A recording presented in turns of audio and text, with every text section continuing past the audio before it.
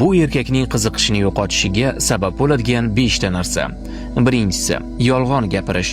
Agar unga yolg'on gapirsang, bu faqat haqiqat haqida emas, bu uni senga ishonib, o'zini ahmoqdek his qilishiga sabab bo'ladi. Ikkinchisi, uni e'tiborsiz qoldirish. Har safar uni e'tiborsiz qoldirsang, u sensiz yashashga o'rganadi. Uchinchisi, xabarlarda uzoq sukut.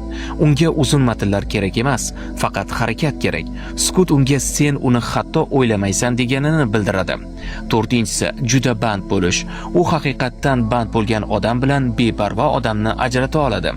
Beshinchisi, uni ikkinchi tanlovdek his qilish.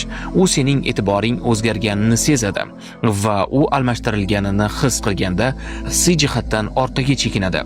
Uning qiziqishi bir kechada o'lmagan. Sen uni sukuting bilan asta-sekin o'ldirding. Agar hayotingizni har kuni 1% ga yaxshilamoqchi bo'lsangiz, sahifamizga obuna bo'ling.